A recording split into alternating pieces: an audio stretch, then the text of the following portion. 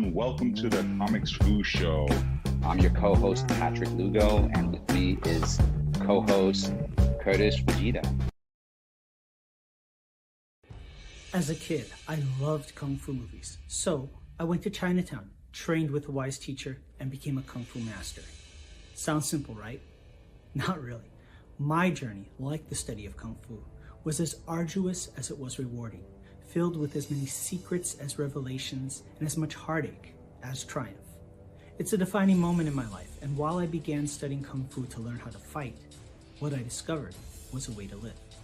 Martial arts never came easy to me. I was far from talented, and even farther from being the chosen one. It was only through years of tenacious perseverance that I was able to make steady progress. And so, I was surprised when my master told me that I should teach Kung Fu and share the art outside of Chinatown. I did just that and taught Kung Fu to my own students for 20 years. I always wanted to do more to share the art of Kung Fu with others, but was limited by only being able to teach those within my immediate area. What about the rest of the world? Then one day, I had one of the deepest insights about Kung Fu. I realized that the punches, kicks, throws, and myriad of martial maneuvers are merely the delivery system for the true essence of Kung Fu, the philosophy and way of life. Having worked for years as a professional artist and storyteller in film, animation, video games, and comic books, I realized that I could draw upon this unique skill set to share my passion for Kung Fu with the greater world. And so I created Shadow Ghost, a Kung Fu comic by a Kung Fu master. The first issue is created entirely by myself, from story and art to colors and lettering. Every panel is filled with unprecedented accuracy in its depiction of Kung Fu by a comic book creator who knows from first-hand experience what it means to be a Kung Fu master. Shadow Ghost is a martial arts coming-of-age story about a young man whose search for the truth about a legendary hero leads him to study Kung Fu, and through a twist of fate, becomes part of the legend himself. For the first time in comic book history, you can immerse yourself further in each issue with Kung Fu skills technology, powered by Tiger Crane Kung Fu. Scan the QR code at the back of the comic and follow an exclusive link to an online instructional video where I teach you Kung Fu techniques featured in this series. With Kung Fu skills technology, you can do more than just read about the Shadow Ghost saga. You can become a part of it. The first issue is completely finished and ready for print. All that's needed is for you to make a pledge of support so that we can fund the printing of the first issue. Together, we can share the wisdom of Kung Fu with the greater world. Shadow Ghost is the story of Kung Fu. It's about the people, the art, the culture, and the philosophy.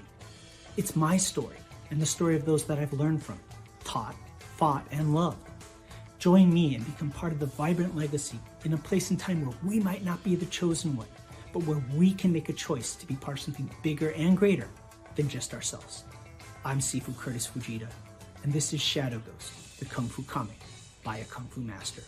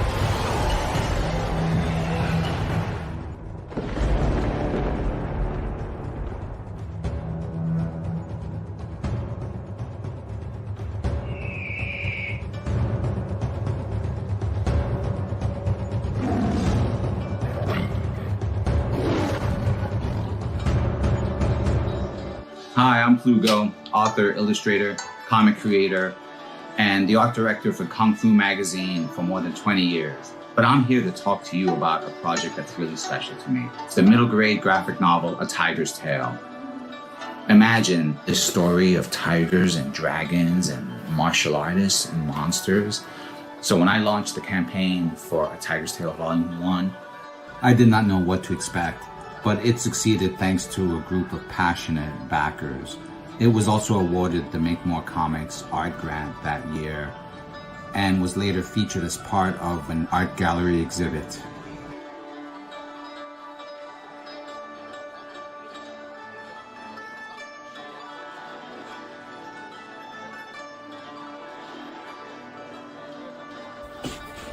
And that's why I'm coming to Kickstarter, to cover production fees, printing, copy editing, things like that. Books completed, with the exception of a few pages I've set aside for color over the course of the campaign. This turned out to be a popular feature of Volume 1's campaign, so I thought I'd bring it back for Volume 2. I think it's going to be great fun for everyone. Hope you'll support the campaign. I'm very excited about it. Thanks for stopping by.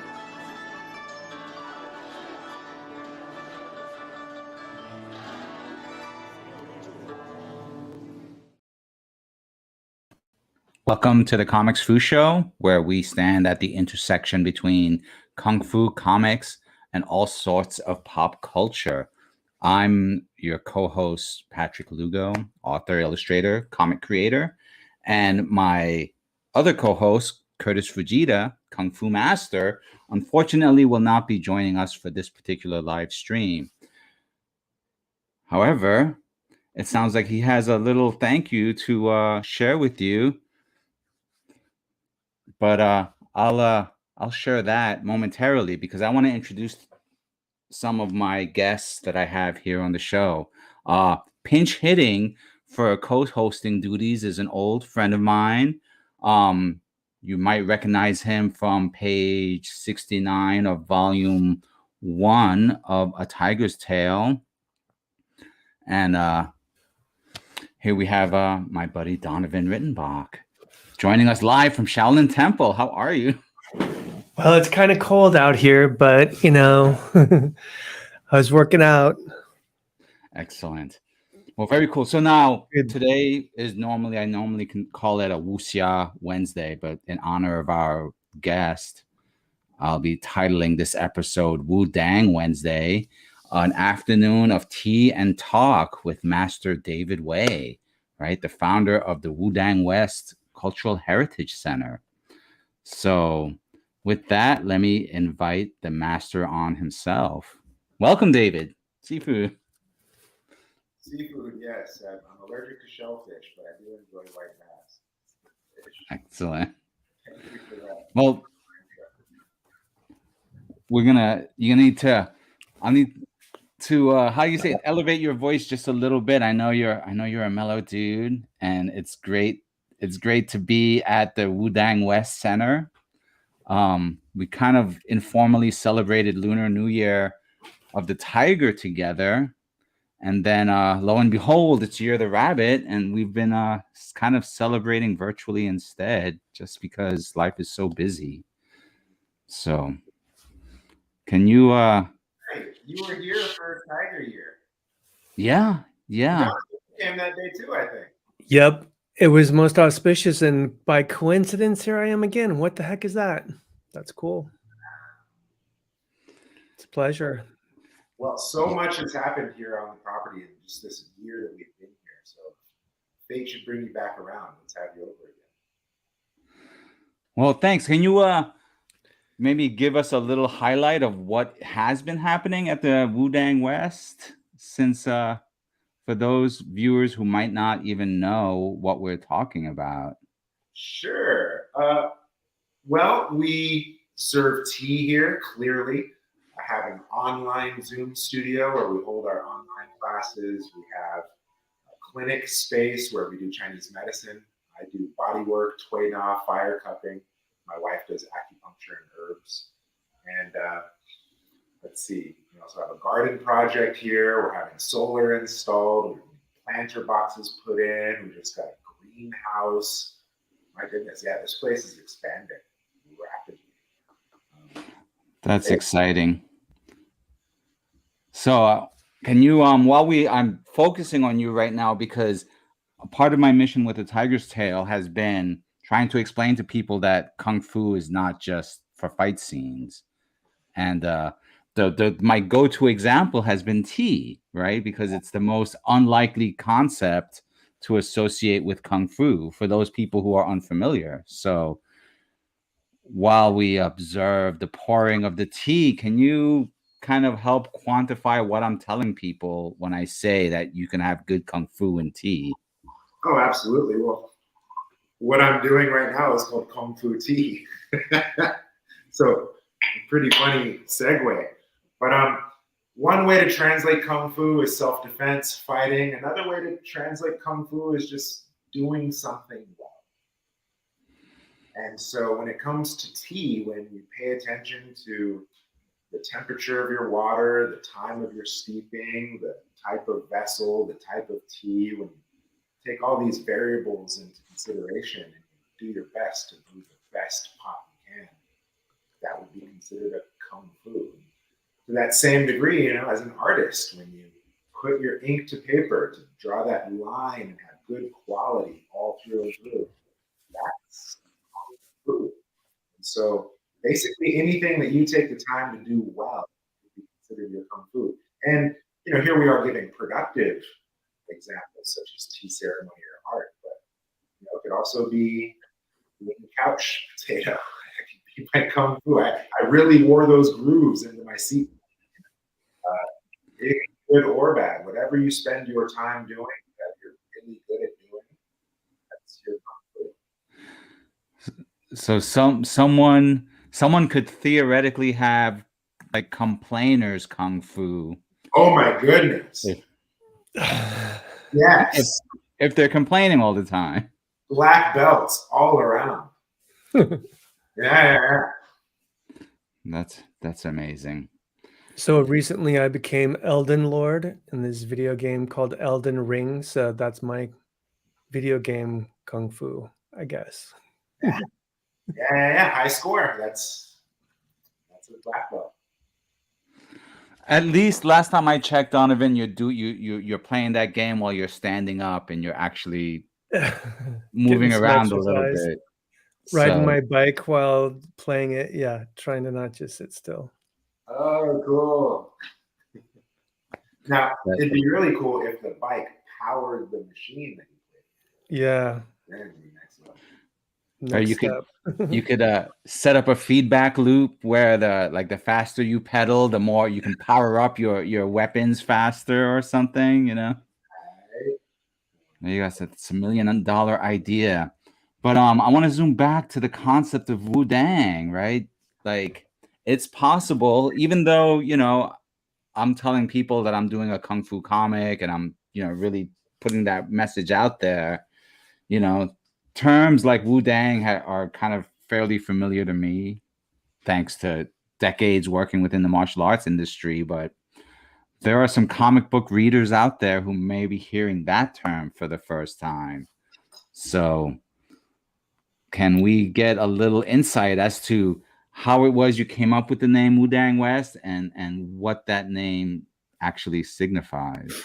Could I also just quick ask something? What are you drinking? What tea today? I am drinking a hairy crab oolong. Oh, nice. Okay, sorry, I just had to know because it. So, well, now what's a hairy crab, and why is it called oolong? Why is its name oolong?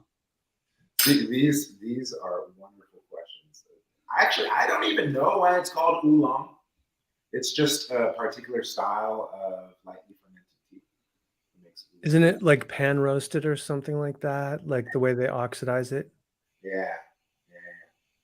And it's typically needs to be enjoyed that year because it can over oxidize over time, and so that one's better fresh. But yeah, that's what I'm drinking today, hairy crab oolong. And I think it's just the varietal. It's probably from a tropical region, right? The hairy crab. I'm just guessing. Gotcha. Sorry. Back to Wudang and what that is. Wudang, I don't have to guess. I know that answer. Yeah. Well, let's see. Wudang, perhaps some of you are familiar with Wu-Tang. It's a popular hip-hop group from my generation. And I was really interested in the music of the Wu-Tang Clan. And they used samples from Kung Fu movies in their songs. And I kind of geeked out, and I would go to Blockbuster Video, and I would rent all these videos of the Kung Fu movies, looking for the sound bites that they used in the music. And in that, I kind of just fell in love with Kung Fu movies, and it didn't take long for me to convince myself to actually try some Kung Fu. And wouldn't you know, fate would kind of have me in a Wudang school. I didn't even know. And then I went to a Shaolin school after that. And after about 10 years of training, I wanted even more. And so I actually went to Wudang Mountain, where Wu-Tang Clan got their name from. But Wudang Mountain may be more famous for Tai Chi. Apparently it's the birthplace of Tai Chi, according to some legend. It's famous for sword play. If you're familiar with Crouching Tiger, Hidden Dragon, and the Green Destiny Sword, this is all Wudang lore. And so Wudang, it's maybe not as popular as Shaolin. However, it's certainly growing in popularity. Since I've been there, when I went, there was maybe 5 of us, in regards to foreign students. But before COVID, of course, there were hundreds and hundreds of foreign students, if not thousands, that would go over the course of the years. So, yeah, Wudang is just a prominent place for Kung Fu. Out of China, you have Shaolin, which is the Buddhist, it's the harder external styles. And then you have Wudang, which is the Taoist, the internal, more softer styles. And of course, there are other mountains too, Lomi, Kunlun, Maosan, and the like. But Wudang and Shaolin, most prominent. Am I over talking here? Let me see. Oh, not at all. It's No. just getting interesting. Yeah, I will say from an audio perspective, when you're talking at your louder volume, it's a lot easier to hear you. I realize that when you talk lower, it gets really low. Yeah, really. Just So I should project, is what you're saying. yeah. Just imagine yourself in one of those Shaw Brothers movies, and we'll let the internet lag do that like synchronized thing with the voice. Exactly. Okay. Next question. Oh, no, I still didn't even answer your question. So you asked what's Wudang and then what's Wudang West. Okay, so when I left the temple, I was a monk there. By monk, I was a student in a temple academy and lived a monastic lifestyle. So easier to just say I was a monk. Right? But I was there for 5 years and I accumulated about 11,000 hours and trained directly under the guidance of my teacher. And so got some really, really special instruction. And when I left, my teacher told me to open a temple of my own. And I didn't know what to do. I didn't have any money. I didn't have any legal skills. But my teacher said, open a temple. And I didn't want to have my teacher repeat himself. Or, I didn't want to fail my teacher's mission. So, here we are 12 years later, and we have our temple.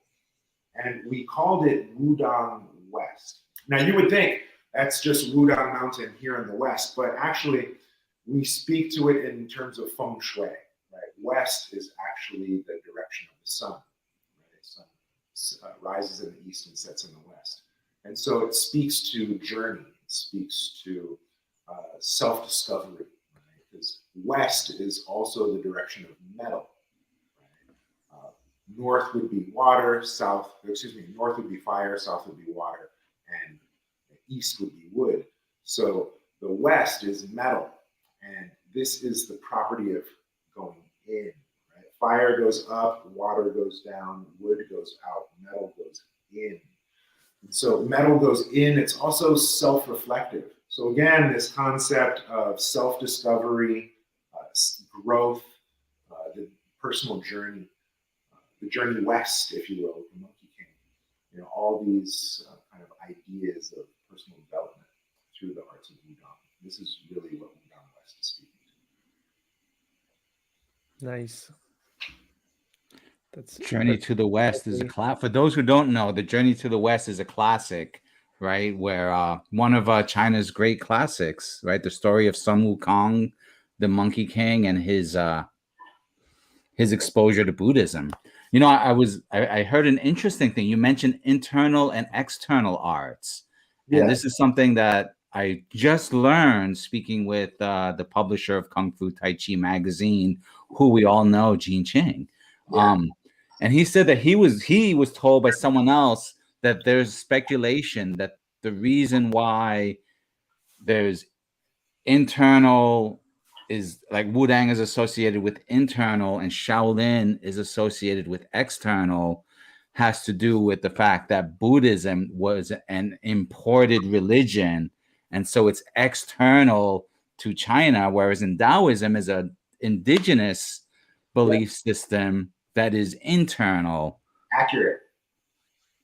Yeah. Oh, awesome. Conversation right there. Black belt conversation. Yeah. That's accurate.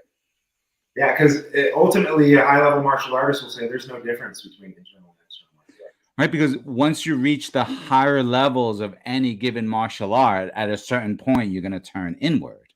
Yeah.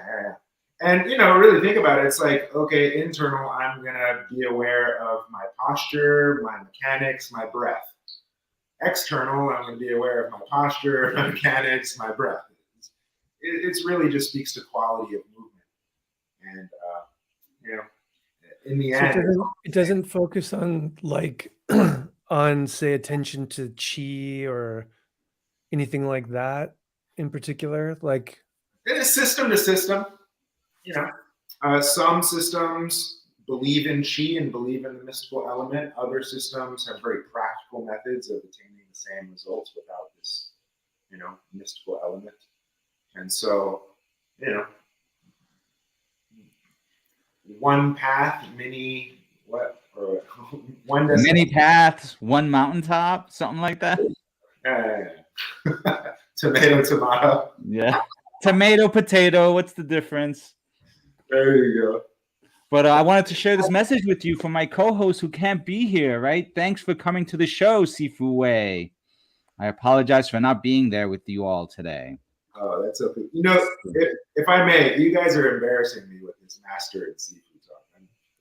I'm really not that. And, I kind of take the title Sifu a little bit serious, you know. It's Sifu in our lineage means father. And father, as I now know that I'm a father, father means to provide. And so, you know, if people call me Sifu, it kind of embarrasses me, you know, because like, what am I giving you? What am I providing you? So, however, I do have disciples, and I have given them tasks, and I do, you know, pay them when I can, and have fair exchange for service. So there's kind of a providing quality there, and so they can call me Sifu. However, you know, friends and such, I prefer David. You know? I get all blushy. Yeah, you awesome. Know, we call this imposter syndrome, kind of, sort of. Yeah, I've heard that term. Yeah, I would call you Sifu, but I won't call you. Wouldn't that mean that you'd have to commit to training at Wudang to be able to call him Sifu? I suppose. Yeah. I can commit to drinking tea at Wudang. So, yeah, I suppose master's a title bestowed as opposed to a title owned, right? You know, it's interesting. I've talked to, like, you know, I was speaking with Curtis, right? Who was telling me his story of when he was given the title Sifu, and, you know, like the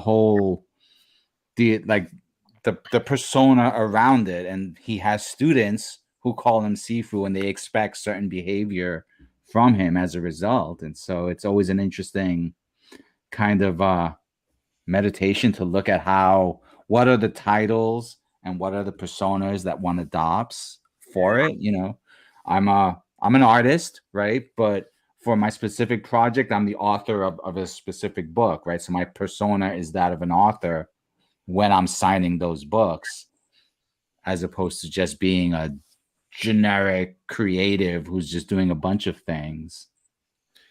Well, you know, it's interesting too, like the idea of master. So was it Dan Pink was like 10,000 hours makes you a master.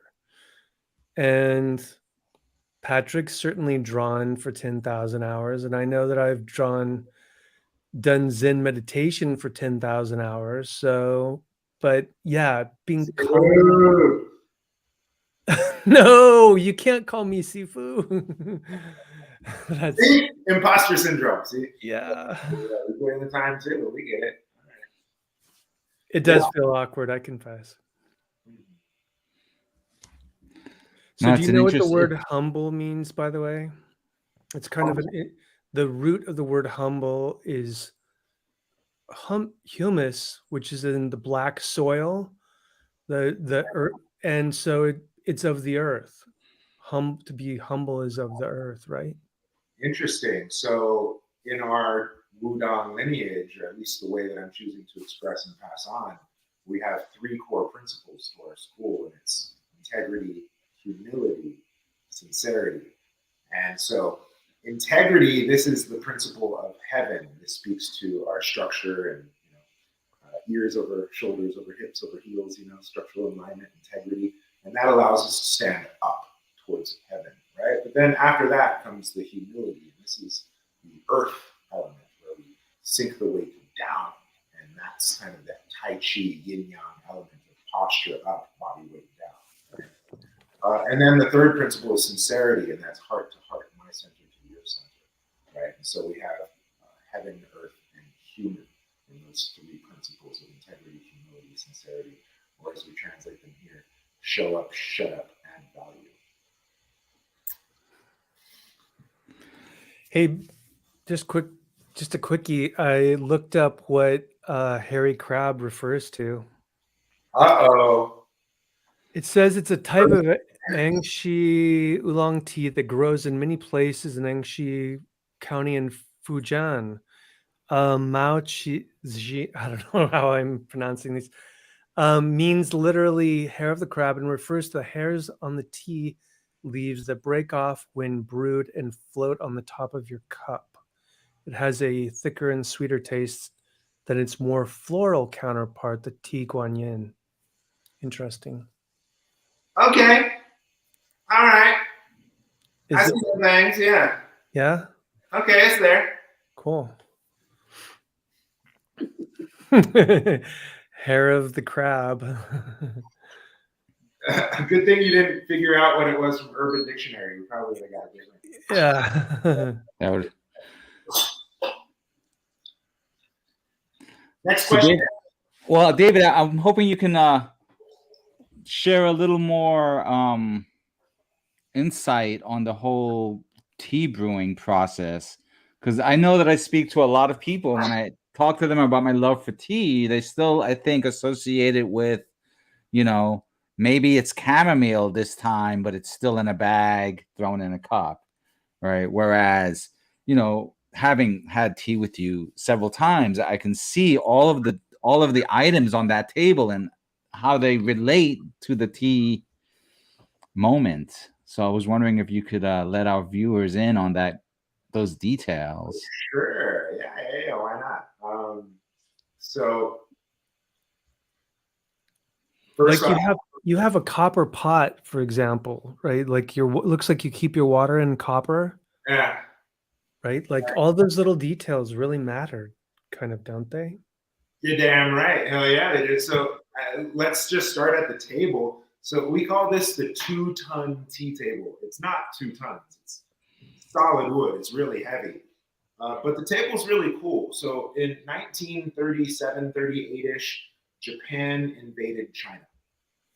Little old Japan tried to take out big old China.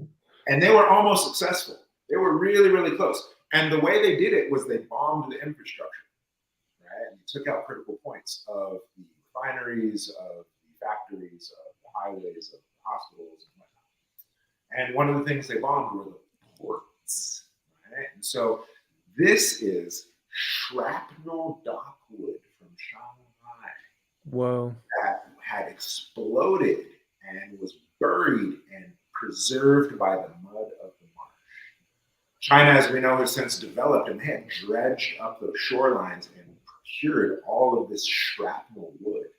An artist reclaimed it and said, haha, I will make stuff. And he chose to make a tea table.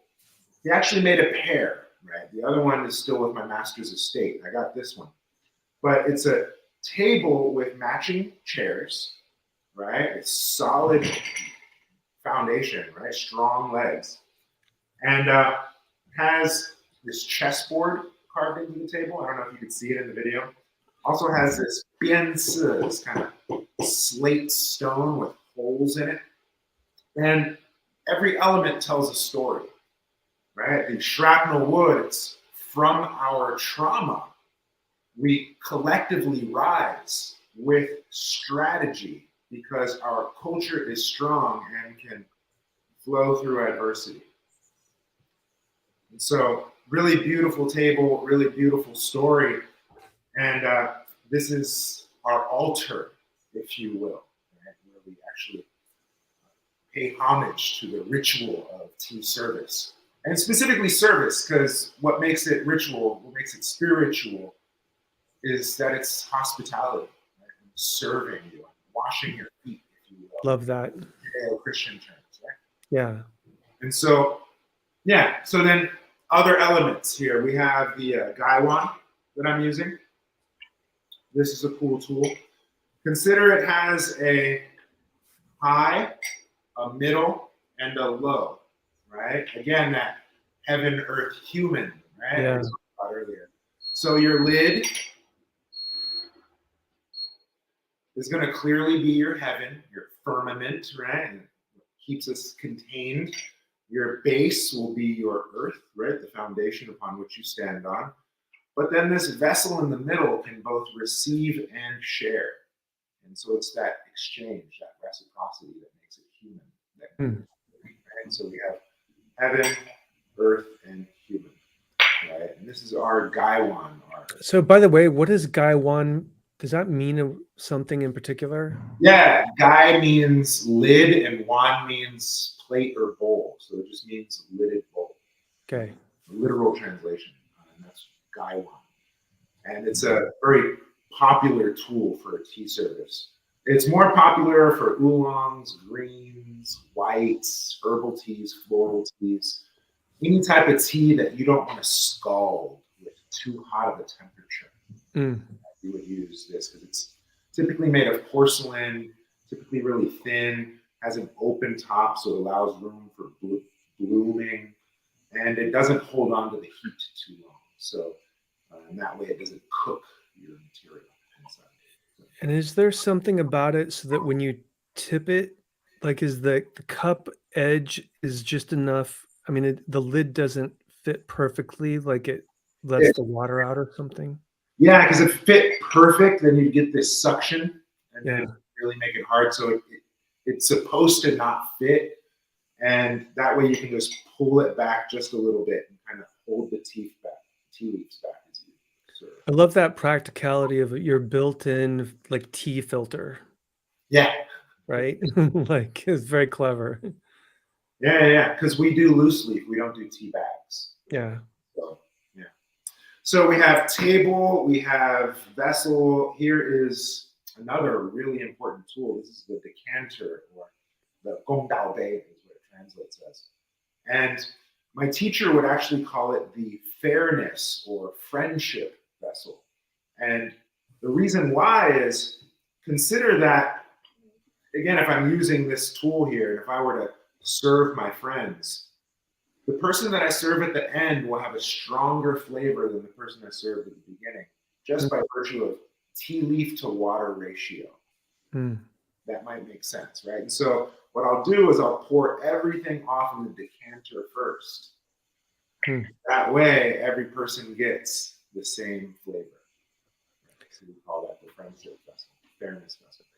Right? You know, that's one of the things I appreciate about the tea, the nuances of tea ceremony, right? That somebody was noticing, hey, you know what? The first guy gets a different flavored liquor than the last guy, so let's just put it all together in this other Yeah, that's interesting.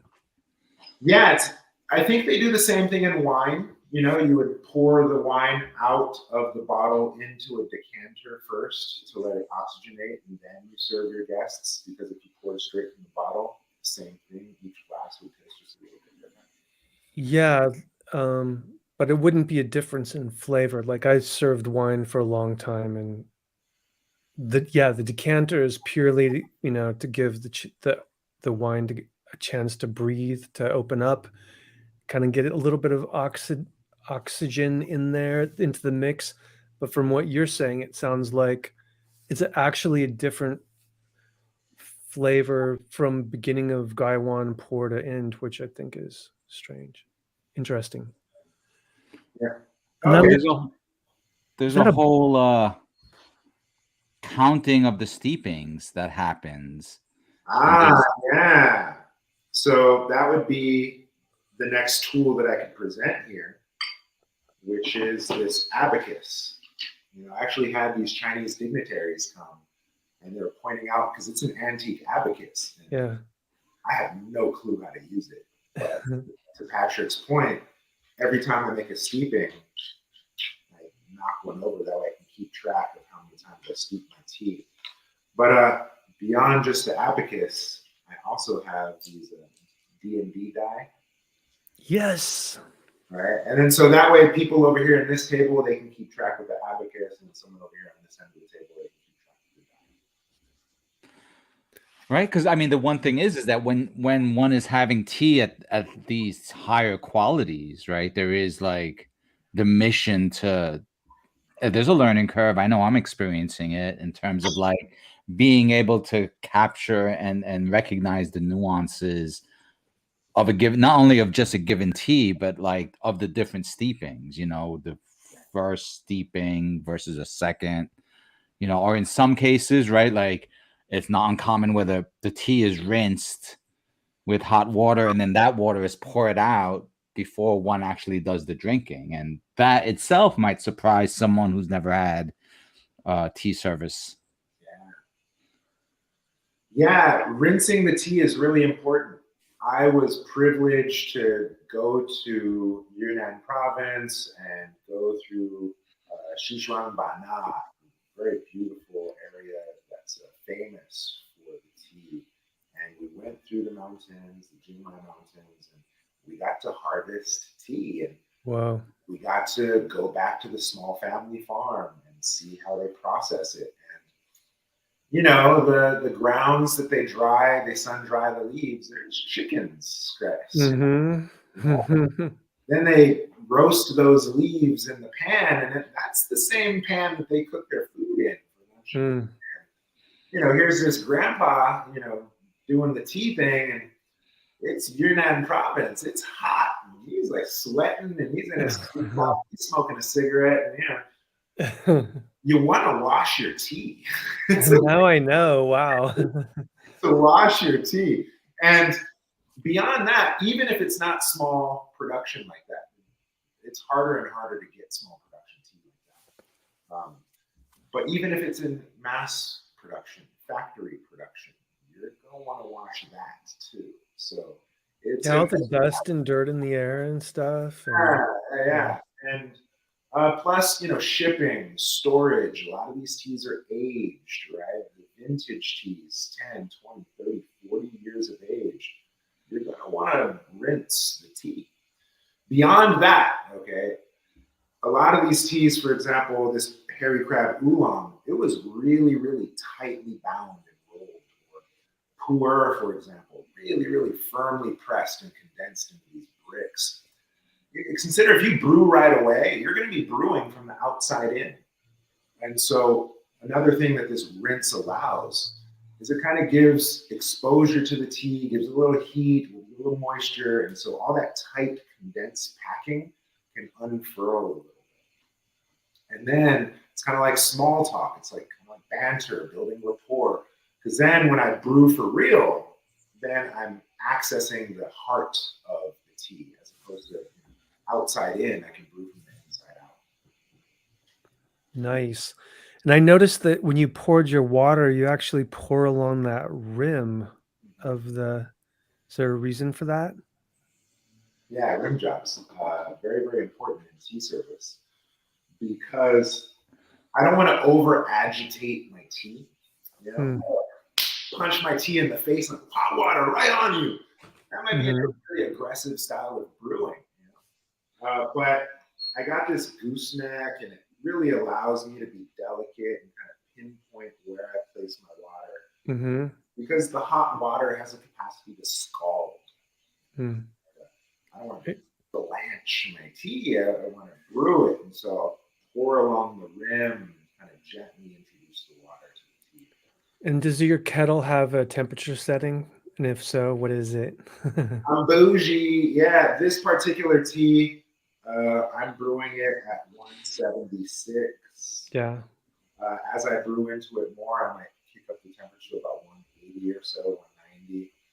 But oolongs, greens, whites, reds, a lot of these teas, you don't want to use too hot of water. You might scald it and you might get all these bitter astringent notes. Whereas heartier teas, like aged pours, ripe pours, you can use angry hot water, ugly hot water, rapid boiling water. The hotter the better. You look fierce when you said that. Can I just say that? Well, they say that's how you measure the quality of the tea, right? It's how hot the water. Yeah. That's how you measure the quality of a warrior, how hot the battle can endure. Nice. That's all. And so you have a few other stories with actually having tea bricks pressed to your own specifications. Oh yeah.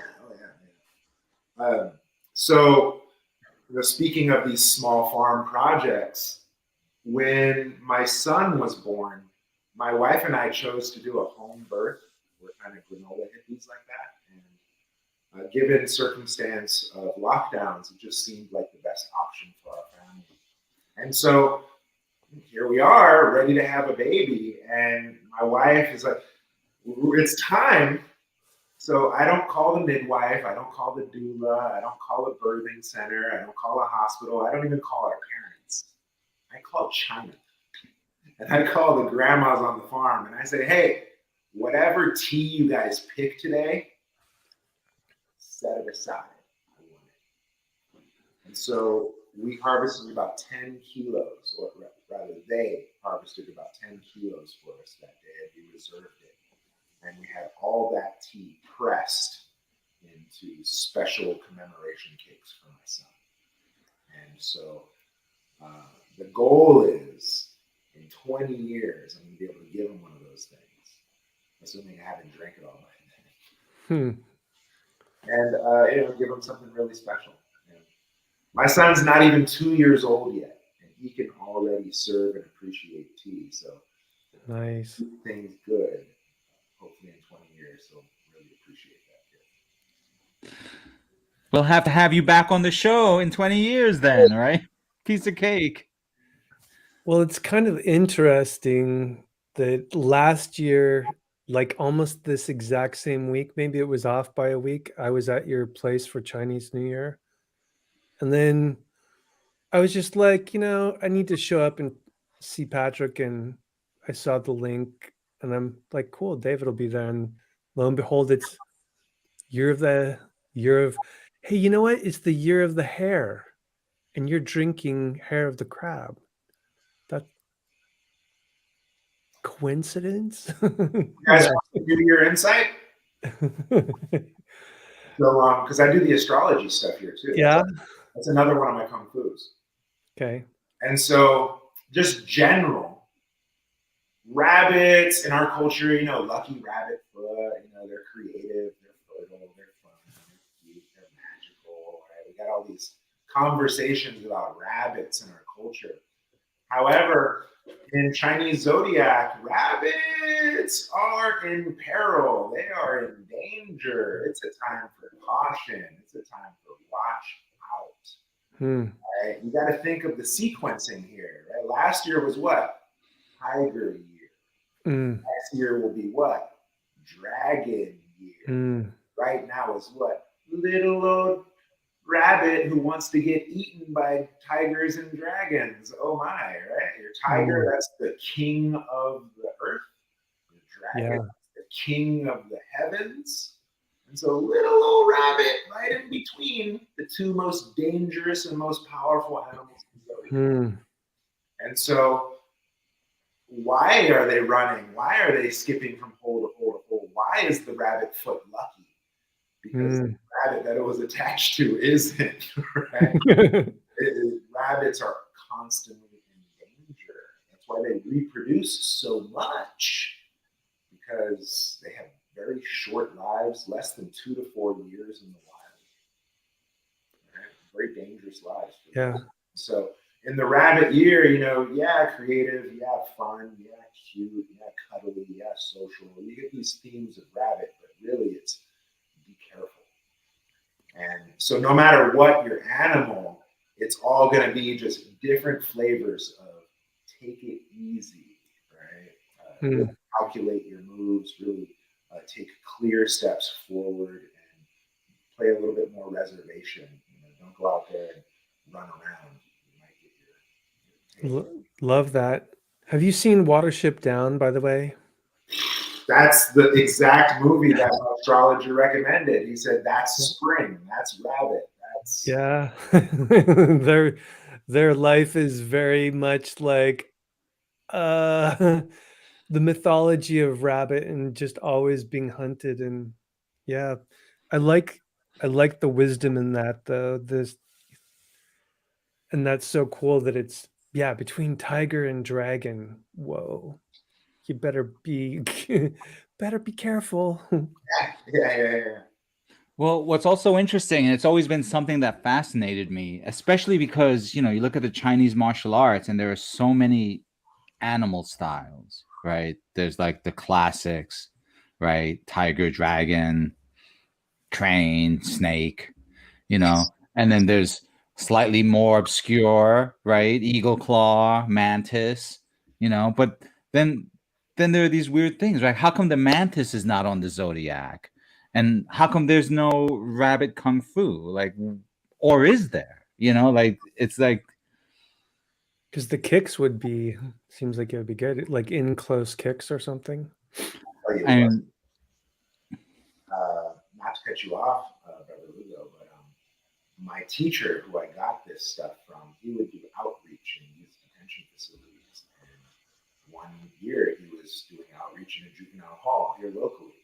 And the facility that he was in, every single kid that was in there was there for killing their parents. A little parental at any rate. Killing their parents. Sorry, you were kind of quiet there for a second. Did you say killing? Wow. All the kids that were in this particular facility were there for killing their parents. Wow. And every single kid was born year of the rabbit. Whoa. And the rabbit characteristic, the quality is, they're not confrontational. They're running. But it's not so much that they're running because they're scared of the fight. They're running because they're scared of hurting you. They're the type of people that if they get into conflict, they black out and then they wake up with blood on their hands.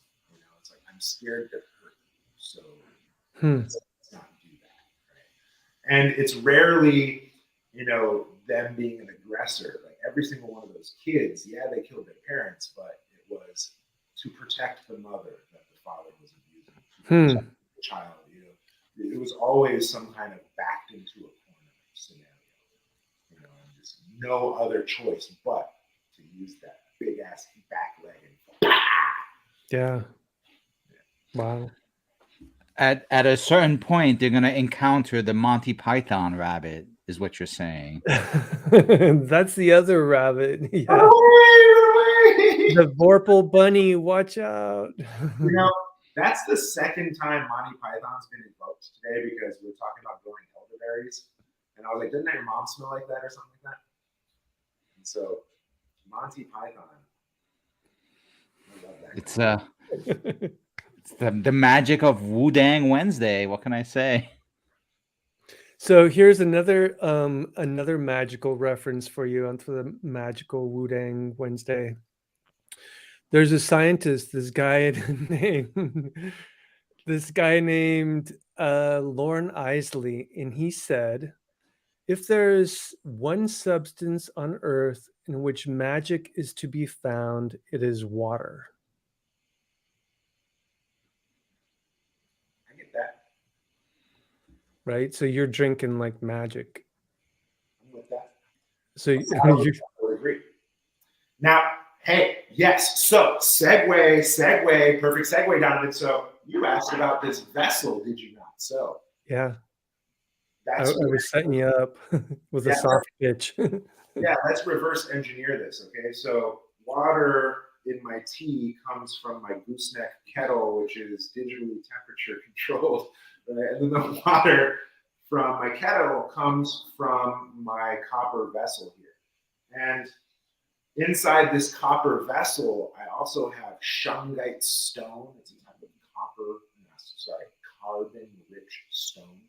And so the copper vessel and the carbon-rich stone act as a kind of yin grounding element because it comes out of a filter, right? We're reverse engineering my water from the top, right? And so it also goes through this special Japanese medical grade water filter thing. And we invested about $6,000 in this thing. It's really special. It has 7 platinum plates that electrocute the water. Right? And you know, your mention of magic water made me think of it because in the same way that we like food that's been touched by fire, we also like water that's been touched by electricity. And been touched by, sorry, what was that? By electricity. Oh, okay. Yeah, fire is to food what electricity is to water. Huh. Right? And to, bring that home, holy water, the Catholic Church, you dip your finger, the original holy water was water from a pond that was struck by lightning. Oh. Huh. And it's also kind of interesting because is that colloidal? Like copper changes and purifies the water, right? Yeah. Like it's a weird property of copper and I think silver. Yeah. And it's a big thing in Ayurvedic medicine, keeping the water in the copper vessels. Yeah. So we have the water from the copper vessel that comes from the mega filter, and then it's also pre-filtered before that to get all the fecal matter, the chromium-6, the heavy metals, the pharmaceuticals, the birth control, whatever that's in our water. It's not up to the city to clean your water. It's up to the city to just make sure it's available. You're scaring me, man. To clean your own water. And so, yeah, we have 3 filters before it gets into this thing, before it gets into this thing, before it gets into Nice. That should be on your website for your tea service. Triple purified water with, only the finest here at Wudang West. Magic lightning water. I like it. So let's see. We've talked about the water. We've talked about the kettle. We've talked about cups. Cups. We use little glass cups. You can use whatever cup, but here glass is important for us because it allows you to appreciate the color. Right? As the progressive steep goes on, the color changes. And so some people like to observe that and appreciate that. The small cup also invites you to sip as opposed to gulp or slurp. And that kind of allows the body to assimilate the tea. Right? The idea is that with a slurp, a lot of the tea is absorbed by your mouth and cheek lining before you even swallow. And that way you're ingesting minimally. You're more like mystifying and misting your mouth with the tea. And so these little cups really lend to that. And also the little cups, again, speaking to the journey of color, you have a journey of flavor to each progressive steep. Mm-hmm. You can enjoy it and go on and on and on, as opposed to like having some big mug that you drink half of it, it's already cold, and Yeah. little cups, the way to go. And, you know, something I think that's really interesting about the whole tea ceremony, as a connoisseur experience, it really encourages you to be present and notice all these little nuances, right? The color, the texture, the fragrance, the like every little precious tiny detail becomes part of that grounding in the moment. Absolutely. So if I may say that, yeah, there's the tea space here, but there's also the clinic space, right? And those who've been here, you remember I have that table and the fire cupping and acupuncture and all that here. Before I treat people clinically, I serve them tea.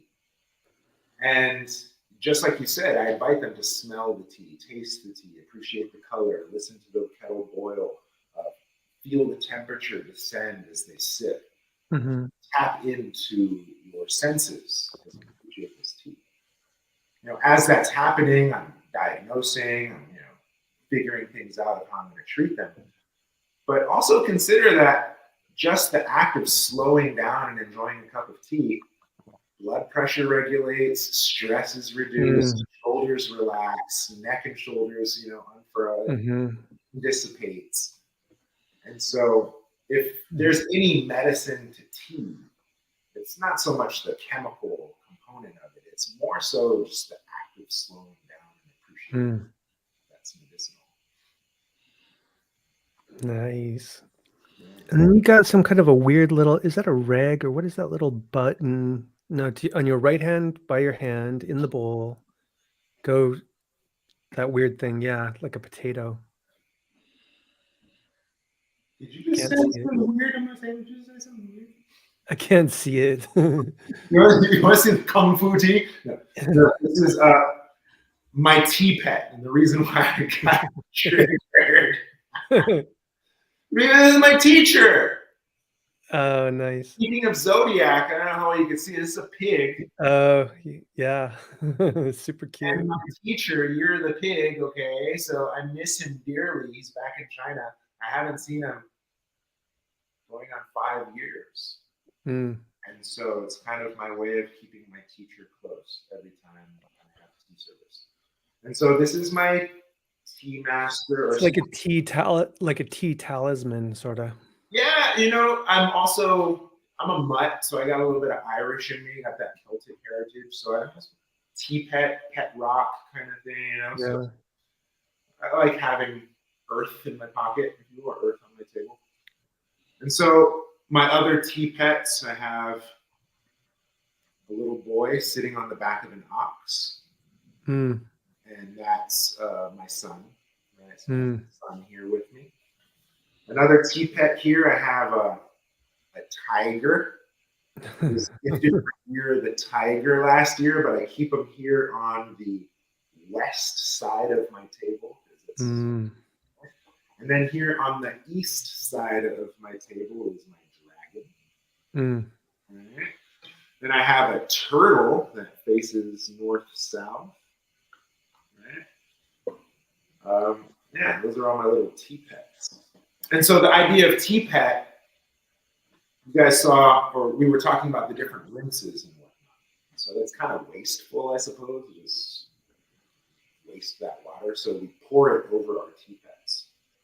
And it kind of takes on a patina, a glaze, if you will, from all the oils and the tannins of the tea. So over time, it takes on a character, a flavor. And so these tea pets have character to them. And they grow with you as your practice does. Well, the tea staining is just so interesting, like tea stain on paper, tea stain on cloth, that it makes a nice color. So something else about the tea talisman that I think is interesting is it invokes a memory and an association with the beloved whatever person, or So that also helps you feel good, right? Because nostalgia is good for memory. Nostalgia just is kind of good for like your psychology.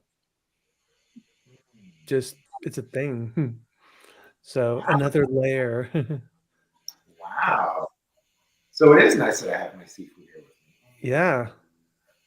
I mean, it's weird how it invokes that neural cluster that in your brain that is like all those positive associations with your master. It's an interesting psychological component to the whole thing, or your boy, or whatever. Cool. Wow, how sweet. Thank I you. feel like I'm there with you. Like I wish I was. We had a great time last year. That was an amazing time. Well, I intentionally made this shot in such a way that it looks like you're on the other side of the table getting served. Yeah, like it. I love it, and I knew you. I knew, even though I didn't know you would do it. I knew something. I knew it would be special, and it has been. I mean, the only thing that's really missing is the smell and the Mhm. taste and the sound. Well, I mean, we get some of the sound, but like really, there's nothing that really compares to like being there in the moment. I mean, specifically being at Wudang West, it's always a joy to be there. But like the chance to like have that little closed circle of tea, we did a similar thing with John Coco a week or two back, and so he was definitely making a point to mention you. So now that I have you, I wanted to make a point to mention him because we're all part of this like spinning circle of interconnection, particularly on the tea grounds, but beyond that on the arts, Yeah. right? Like he had last when he was on, he kind of unveiled, he gave a quick little unveiling of a tea label that I did for him. And then in the time since, I've been able to go and grab one of the tea bricks myself. So Awesome. it's a real thing, right? That looks Pretty delicious. awesome. And there's ongoing debate as to who exactly that tea Gandalf looks like. But still, it's just something I wanted to share with everyone because, like I said, the tea and kung fu have been such a key component to what I'm trying to communicate with my art. Like it's just such the perfect example that shows like that there's kung fu, right? That everyone knows, the Bruce Lee stuff, but then there's stuff like this, which is just anyone who knows it. I can't think of anyone who would be exposed to it for the first time and not come away like with their world a little bit expanded. Mm. Hey, I was introduced to Kung Fu tea service in 2003. It didn't really catch on as a practice until the last 3-4 years. So Does that mean you're getting old? You're like getting. It's like a segue. You invoked Coco earlier, and I really applaud him for convincing me to stop traveling and open my school. Coco really helped me get started here, and all praise to him. And then, I was really into movement initially, but then I kind of get tired teaching Kung Fu all day, and so I transitioned to clinic.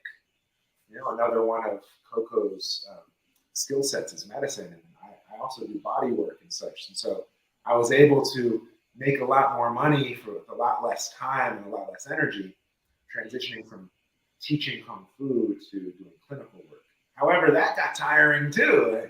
Seeing sick people all day and fixing their aches and pains all day is tiring too. And so now tea, Coco is also a king of tea. And at any rate, Big Brother Coco has kind of been with me along every step of this evolution. And I am maturing, and tea is definitely kind of the direction that I want to go towards. Because at some point, I'm not going to want to do Kung Fu anymore. At some point, I'm not going to want to do body work anymore. But I don't think there'll ever be a time that I'll turn down. Yeah. So if Sifu means father, what's big brother in Chinese? Well, earlier I said Sifu means father. In our tradition, Sifu means father, and it can mean that. It could also mean master. So Yeah. you're a master videographer and media arts producer. Patrick is a master artist and ink illustrator, and so you guys could absolutely be called Sifu, and appropriately so. It's when we take on the teacher role, when we take on the leadership role, that's when it kind of takes on that father flavor, and that's when it gets embarrassing. Yeah, you just had called Coco a kind of a big brother kind of, and I was wondering if that was somehow there was a reference back in there about a peer who supports you or mentors you or whatever. Yeah, like a Sushong or a Dage. Hing. Yeah. Hing I've talked to her. Hing has been used like almost like has occasionally been formalized when you go to like the Kung Fu federations and they have a specific hierarchy. There is one grandmaster, and then there are the masters, and then there are the Sifus, translate to school owners, and then there are the Hings, which are what, middle management, like the eldest students. Yeah. So, but it's that weird thing where some things get lost in the translation, but and it varies school by school. Exactly. Yeah. I mean, that's like that's one of the ongoing conversations, just in terms of like Kung Fu as like a folk tradition, right? Coming from this vast, this geographically vast place versus specific martial arts, Taekwondo, right? That's like a very systematized, militarized system. It's still a martial art, but it's a very different thing than like the concept of Wudang Tai Chi in general.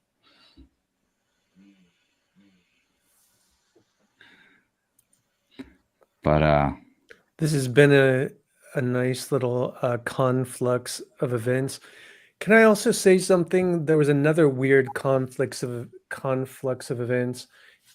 When you introduced me, you said that I was on page 69 of your book. And I was born in 1969, so it's like, And then I'll have to double check to make sure. The one thing I didn't do was add page numbers to my comics. So I like it though. And then when you here it comes, hold on, wait, there's more. So you turn 69 on its side, and that's the sign of Cancer, the crab. Hairy crab. T. Whoosh, mind blown. For whatever it's worth.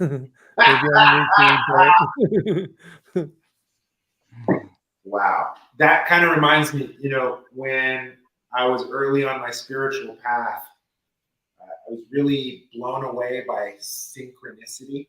Yeah. And I would kind of it happens. kind of let it guide me, if you will, because a teacher of mine said, if everything's one, synchronicity is actually natural state.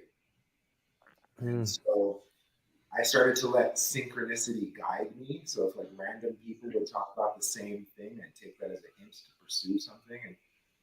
And that kind of led me to Wudang Mountain, at any rate. The synchronicity kind of turns into a synchro destiny, and you follow it. And then when you like trust it and create space for it, almost magic, if you will, water magic, if you will, then you're like a synchronistic. And yes, like wizardry at that point. I love it. That's excellent. So, David, as we wrap up, I know you've told me some of your imaginings of tea, and one thing that you have mentioned to me is about like the desire to like collect tea stories from people who are tea aficionados. Yeah, Am I remembering that correctly? yeah.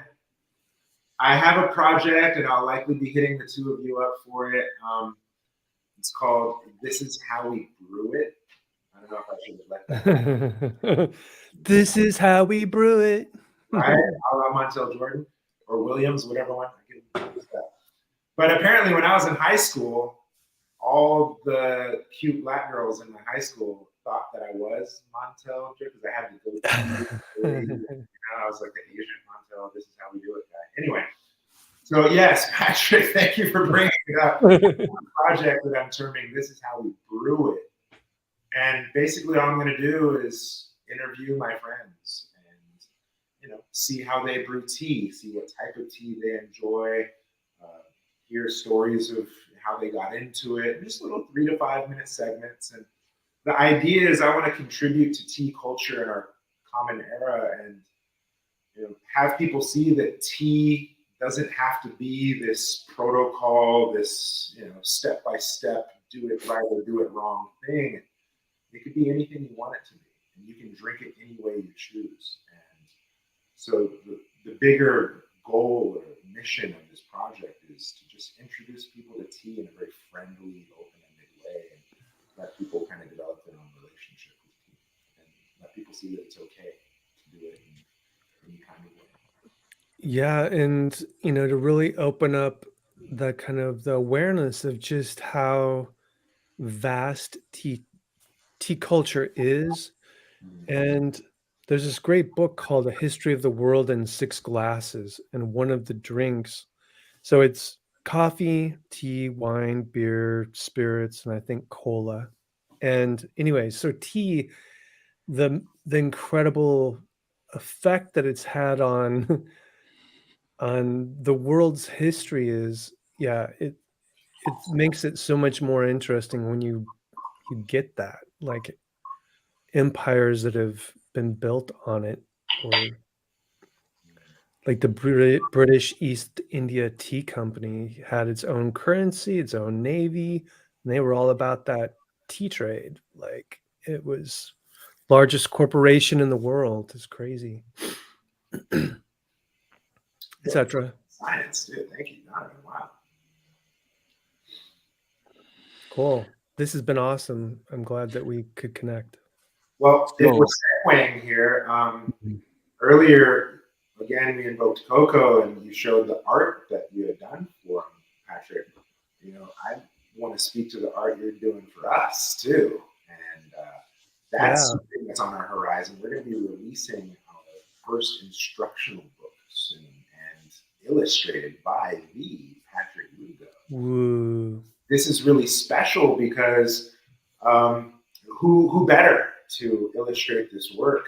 And I actually have 72 workbooks lined up and slated to go, and him and I are in agreement to do all of them together. What? And so, I'm really honored, Patrick, that you've agreed to do my entire library of instructions. That's gonna be awesome. I know we've done 20 pieces so far, and it was such a joy to do them, right? They were like these concentrated meditations, each one, and then just knowing that there's a whole lesson plan around that, just like kind of deepened every brushstroke. So it's a fun it's gonna be something I'll be so proud to have, like, to be on the other side of and say this was another part of my journey. So yeah. It'll be just as powerful for you too to have a 72 book collection. Crazy. Yeah, I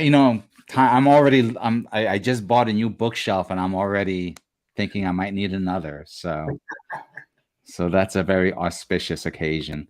But I think we're about done. So David, I have this link, wudangwest.org, which I think is where people can find you. No? Tell me. wudangwest.com. You hear that, everyone? Wow. It's You know, it's funny. I'm on a lot of these podcasts now that they're kind of all the rage these days. And so inevitably, people will always ask, it's like, so tell us, how are they going to find you? And I always say, don't. Don't. Leave me alone. Like, I am busy enough. Don't look for me. If we meet each other, it's by fate. Otherwise, stay away. I'm too busy already. So there you have it. It's not email, it's synchronicity mail. Or the way you put it, right? It's Qi mail. Qi mail, yeah. Excellent. All right. Well, before we close this live stream, we have some closing credits to share. But before I hit play on that, I just want to thank the both of you for joining us for tea, and I want to thank our viewers for joining us for tea. Yeah. And thank you so much, David, for being the centerpiece in this little tea ceremony we have going on virtually. Virtual tea ceremony. Working out perfect. Getting a low battery notification right now. Right on. Awesome. And Donovan, thanks for joining us too. This was a lot of fun. Yeah. So it's always fun to sit in a circle rather than, just head to head. So yeah, that was good news. And for those of you watching, stay tuned because I have a bunch of more details to share. But first, let me hit play on this one.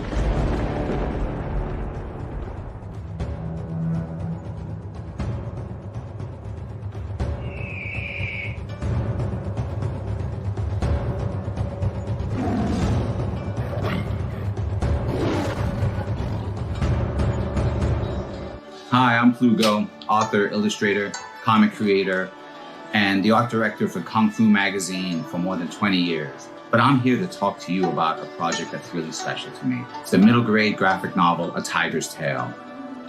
Imagine this story of tigers and dragons and martial artists and monsters. So when I launched the campaign for A Tiger's Tale Volume 1, I did not know what to expect. But it succeeded thanks to a group of passionate backers. It was also awarded the Make More Comics art grant that year and was later featured as part of an art gallery exhibit.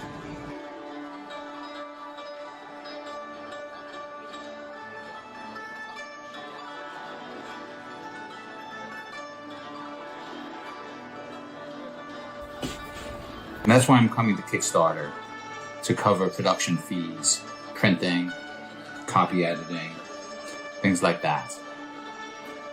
Books completed, with the exception of a few pages I've set aside for color over the course of the campaign. This turned out to be a popular feature of Volume 1's campaign, so I thought I'd bring it back for Volume 2. I think it's going to be great fun for everyone. Hope you'll support the campaign. I'm very excited about it. Thanks for stopping by.